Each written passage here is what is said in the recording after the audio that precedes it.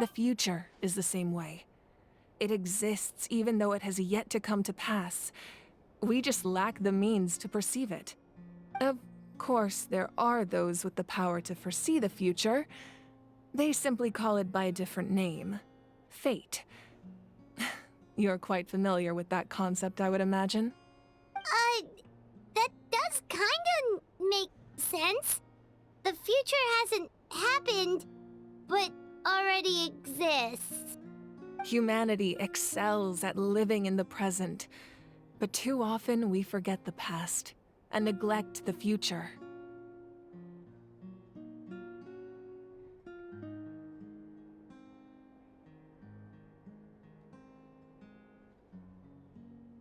While the pilgrimage and the Night Warden Wars lead us to a better future. Only by uniting the people of Natland across countless eras can we fight back against an enemy as formidable as the Abyss. To come up with such a set of rules, the first Pyro Archon must have possessed a level of insight I can only imagine. That's correct. At first, he was a mortal man with no special power. After he ascended to the divine throne, he used it to borrow power from the heavens and establish the rules of Natlan. Namely, a framework through which ordinary people can ascend to Archonhood. By holding the pilgrimage, we're able to determine the strongest among us. And when that person ascends to the divine throne, their inner flame will awaken. In addition, the sacred flame will grant them significant knowledge and memory of this land.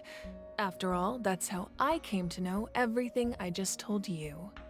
So, it all comes down to the power of the divine throne and the rules. Wait, is that a family portrait? Yes, that's my mother, father, younger sister, and the little saurians we raised. I turned a piece of my dad's leather armor into a canvas and commissioned a famous artist to paint our likeness. Your sister is so cute! It looks like the two of you are really close. Paimon was having a hard time thinking of an Archon as an ordinary person, but seeing this portrait, it kind of makes sense now. It really doesn't look like there was anything special about you before. Oh, wait, is Paimon allowed to say that? A little late for that question, don't you think? Sorry! Paimon's so sorry! Paimon's mouth works faster than her brain sometimes! It's all right. I'd never get upset over something like that. No matter what others may say, my past is a precious part of my identity. I'm forever proud of the life I used to lead. Becoming the Archon doesn't mean you sever ties with your family. The position just comes with a lot of responsibilities, so it impacts how often you get to see them. My father made the most delicious stew, so my sister would often bring me a large pot of his cooking, and we would sit on a blanket and eat it together.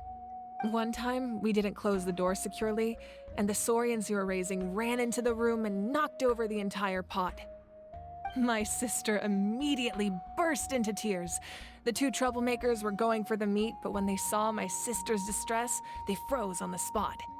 I still remember the way they laid there, sulking like a pair of children, even after making such a mess. It was frustrating, but in the end, all I could do was comfort my sister and move on. Wow. Isn't that what being a family is all about? I think about that story a lot, actually. As the Archon, I made a vow to defend this nation, and experiences like that, they remind me exactly what I'm trying to protect. Well, what happened after that? This portrait looks pretty old. Your sister must be all grown up by now, right? I believe she ended up working as an architect and artist. She built many houses and crafted many beautiful works of art. Anyway, that's enough about me. Now that the powder is settled, we can begin. Ian-san, Mulani, Chaska, over here, please. Place the ancient name up there, and then we'll begin.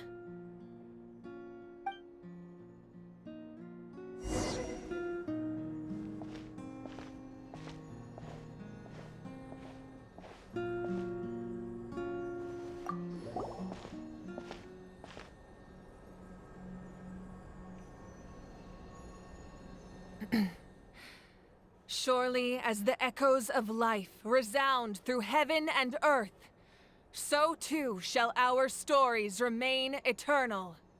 Ancient name, take us to your fated bearer. Allow her to answer our call.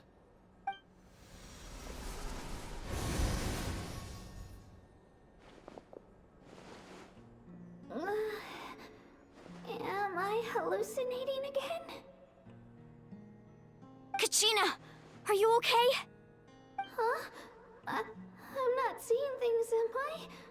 Is the Abyss playing tricks on me again? It's okay, Kachina. It's just us. We're trying to find a way to bring you back. Everyone, you have to listen to me.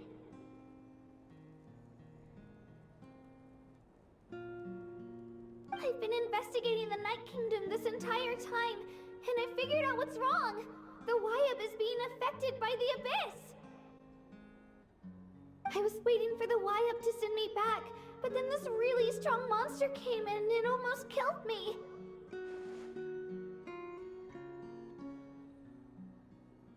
The Wyab saved me, even though its power is weakening, so I've been hiding from the monsters while trying to find a way to help. The Night Kingdom has become a huge mess, though. I keep hearing these awful sounds and seeing really horrible things. Don't listen to those sounds, Kachina. The Abyss is trying to strip you of your sanity. All you need to do is stay safe and wait for us. We'll be there shortly. It's okay. I feel so much better now that I've had the chance to talk to you guys. You don't need to worry about me. I've never been strong or special at all, really. So I don't blame anyone for forgetting about me or leaving me behind. Just knowing you care is more than enough. I'll find a way back. You don't have to put yourselves in danger to come rescue me. You're always like this, Kachina. Now's not the time to act tough. We're coming for you, and that's final. I don't know what lies the Abyss has been feeding you, but I'll tell you something right now. Nobody here sees you as a burden. You're a victor of the Night Warden Wars, a hero of Natland. All you need to do is wait for us to rescue you, and you'll get all the applause and recognition you deserve.